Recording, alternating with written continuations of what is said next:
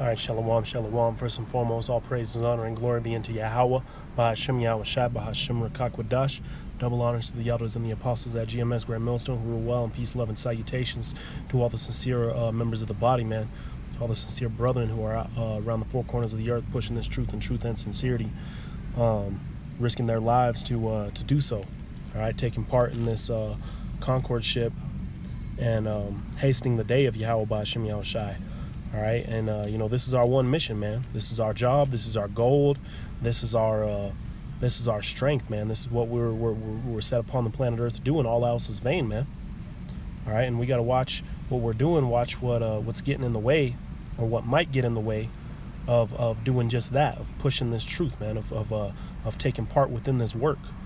All right, that's why oftentimes wisdom is compared to a woman. Because, there are these different things within the world that are there to sift you, there to occupy you and keep you from pushing this truth in Yahweh Bahashem Yahweh Shai. All right, and one of those number one things, is a woman. And I'm going to start out here. This is 1 Esdras 4 and verse 18. It says, "Yeah, and if men have gathered together gold and silver or any other goodly thing, do they not love," and because this is your average man, "do they not love a woman which is comely in favor and in beauty?" Right. And like I said, that's why the scripture compares this truth, this wisdom unto a woman. All right. Because it's beyond that of any woman of the flesh, especially any Babylonian hoe, man. All right. Because across the entire planet Earth, you got, these Babylonian hoes here in America, man, have pushed the vibration of wickedness, trying to show our women how to operate and how to be, completely, flipping everything upside down. All right. Folly is set in great dignity, and, wickedness is on high, man. It's now looked at as a good thing for a woman to have multiple men, or be a haven of diseases and so on and so forth, man. But, we need to keep our eyes on the prize, and brothers need to watch what they stick that rod in, because, that ultimately can end up being your downfall, man. Which, there ain't nothing wrong with having sex or nothing, but, we just gotta make sure that we stay diligent, man, and don't give your crown over to no woman, man. I'm gonna continue verse 19. It says, "And letting all those things go, do they not gape? And even with open mouth, fix their eyes fast on her." Right, and this is your average man, your average peon, man. But we're more than that. All right, we're more than that. This is how we look at the truth, man. This is how we look upon the spirit and power of Yahweh Bahashem Yahweh Shai. All right, and we need to keep that in mind. Especially being around these women out here today, man. You might wind up getting one of these women pregnant and sow your seed within her, and then there's some kind of a different attachment there. Then you gotta bear that thought of your seed growing here in Babylon with that thing as a mother, man. Or catch some kind of disease, or end up finding out that you've been messing with a man you don't even know these days, man. Continuing, it says, "And have not all men more desire unto her than unto silver and gold, and any goodly things whatsoever? A man leaveth his own father that brought him up, and his own country, and cleaveth unto his woman, his wife." And it says, "He sticks not to spend his life with his wife, and remembereth neither father nor mother nor country." And this is how your average man, once again, puts his woman, right? So very well, man. One of these main tools to keep you from pushing the truth, from taking part in this Concord ship, all right, from receiving your crown, is women, and it's always been women. Going on in verse 22, it says, "By this also you must know that women have dominion over you." Right. Don't let no woman get dominion over you, man, especially in today's society, because this is something that's happening on the planet Earth today, man. "Do ye not labor and toil and give and bring all to a woman?" Right. That's what they do, man. It says, yeah, a man, and really, if you really felt that way about any kind of woman, man, you should be pushing this truth, because that's their only way of chance of salvation. Otherwise, you remember what happened to Daniel, right? Daniel had his woman stripped away from him. I mean, not Daniel, Salakia. King David had his woman stripped away from him by King Saul, and he gave him to another man. But when Daniel received his crown, man, he went and stripped that woman from the wicked man that had him. And that dude was following him, crying and crying, but he didn't care. He told him to turn around and go back before he put him to death, right? That's what's going to happen to you 2/3, man, who sell out for women. Your women going to be given over to men of the elect, all right? So if you really loved a woman, then you should be pushing this truth for Yahweh Shem Yahushai, because Yahweh Shem Yahushai has the power over you and that woman. It says, yet a man taketh his sword and goeth his way to rob and to steal, to sail upon the sea and upon rivers. This is what men do. They do all this: rob and steal, sail upon seas. It says, and looketh upon a lion, and goeth in the darkness, and when he hath stolen, spoiled, robbed, he bringeth it to his love. So even after fighting a lion, going through all this, he brings it to a woman. That's the simplicity, man. Right? And you know, we have one power here, man. We have one mission here, and that's for the power Yahweh Shem Yahushai. It says, wherefore a man loveth his wife better than father and mother. Yeah, many there be that have run out of their wits for women. And don't let this become you, brothers. You don't want to become that who runs out of their wits for women. All right. If your woman's acting up, if you happen to have a woman, then then so be it, man. Let her go about her way. You know, and if she really cares, man, if she's really meant to be with you, she'll come back. She'll be back. All right, just like Scarface said, she'll be back.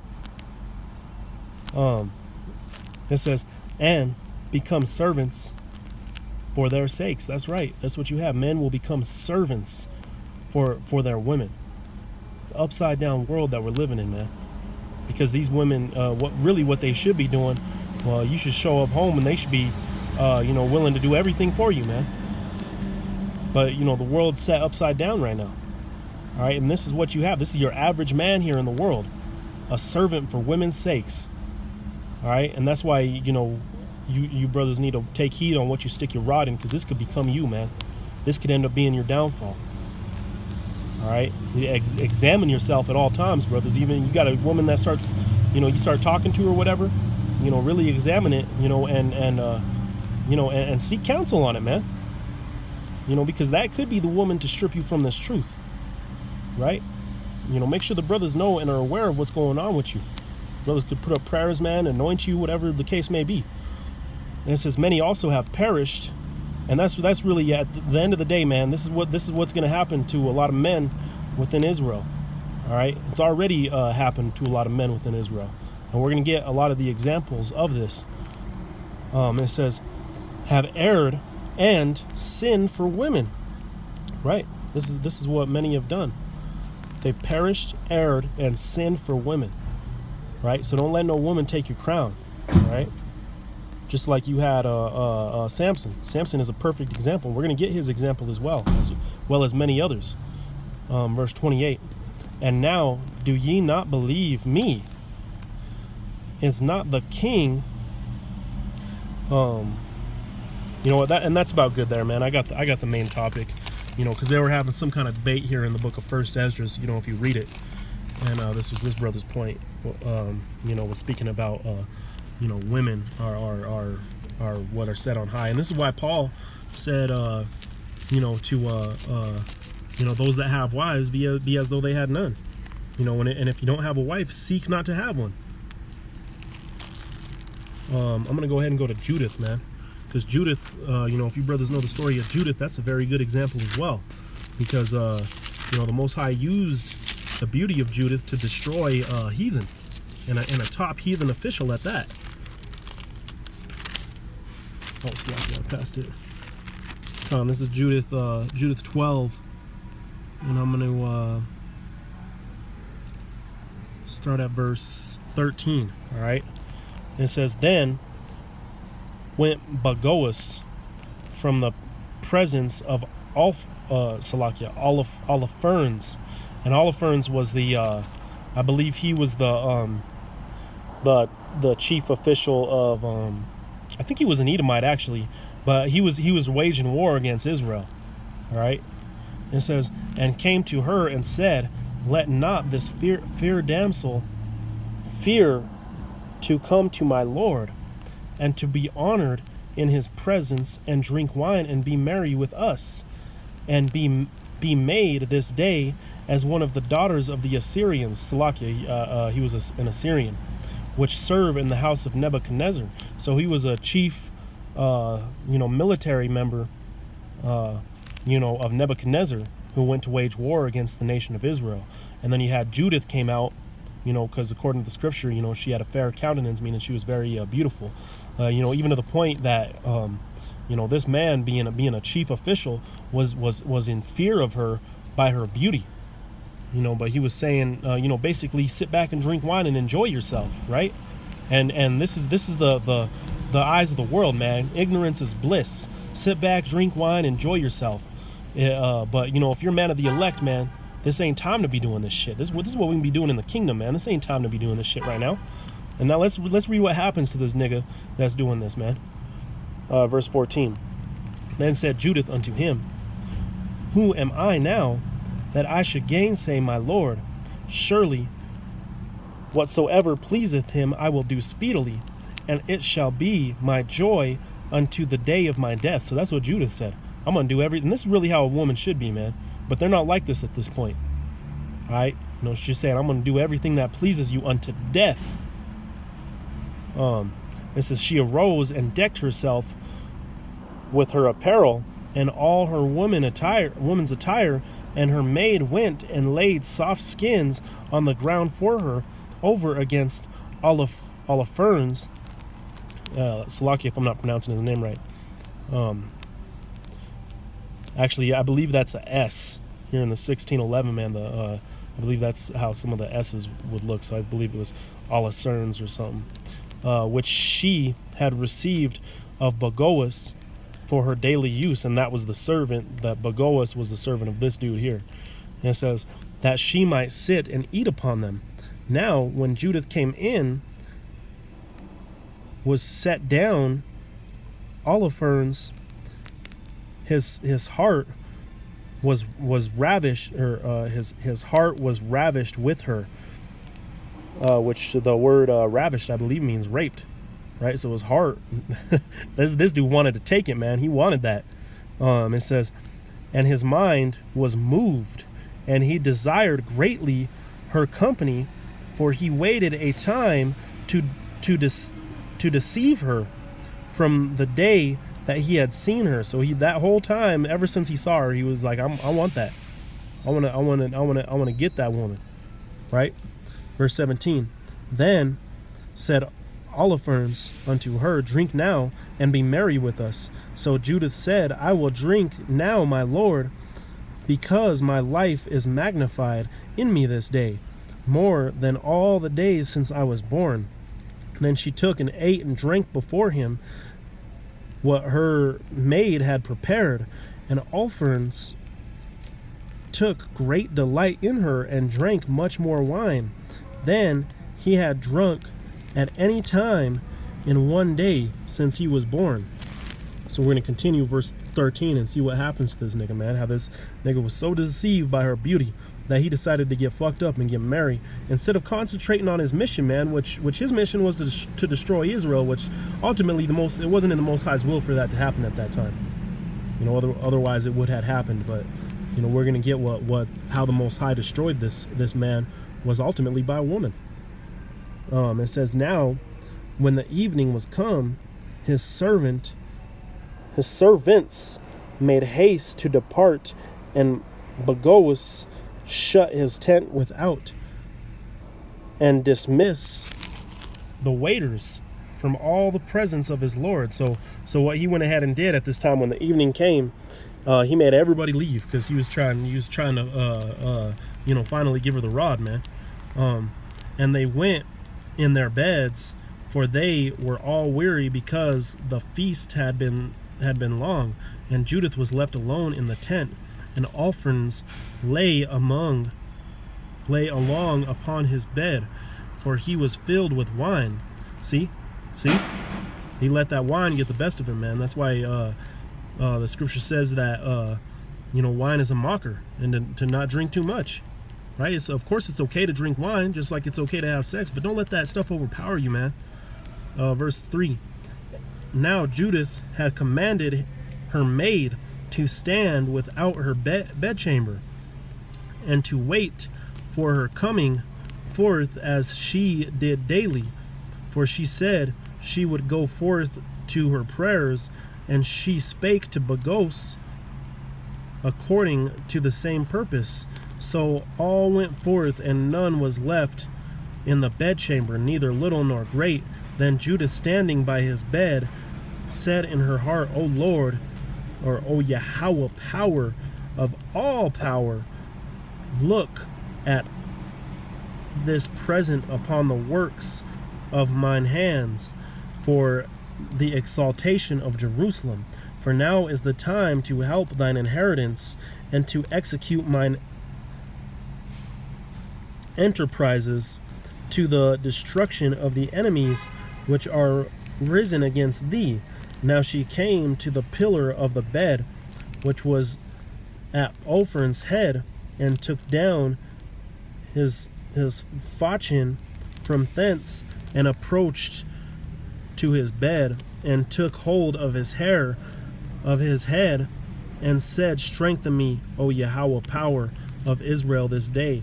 And she smote twice upon his neck with all her might, and she took away his head from him, and trembled his body down from the bed, and pulled down the canopy from the pillars. And Anan after she went forth, and gave Olphirns his head to her maid. Man, and you see that's it right there. That's about good right there on the story of Judith. But one prime example right there of the downfall of a man being of women. Now let me go to Judges. Let's get another one out of the book of the Judges.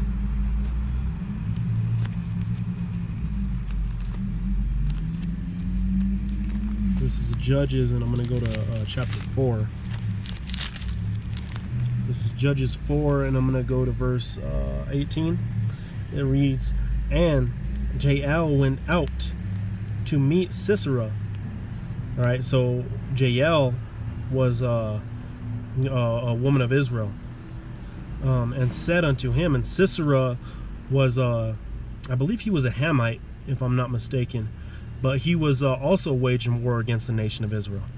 It says, and said unto him, Turn in, my lord, turn in to me, fear not. And when he had turned into her, into the tent, she covered him with a mantle. And he said unto her, Give me, I pray thee, a little water to drink, for I am thirsty. And she opened a bottle of milk, and gave him drink, and covered him. Again he said unto her, Stand in the door of the tent, and it shall be, when any man doeth come and inquire of thee this day, Is there any man here? Thou shalt say no. So, because he was on the run from the nation of Israel, so he told her, Go to the tent, and if anybody comes looking for me, tell them that nobody's here. It says, then see, and he was deceived by this woman, man.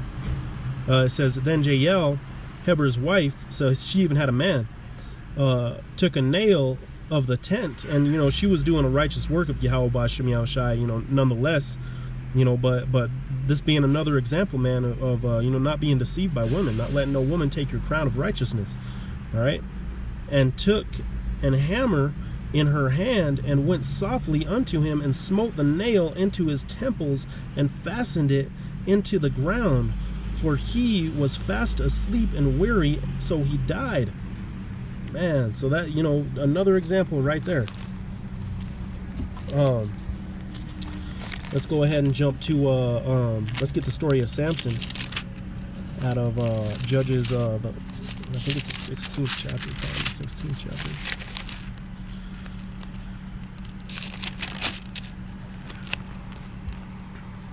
This is Judges 16, and I'm going to go down to verse, let's see, verse 4.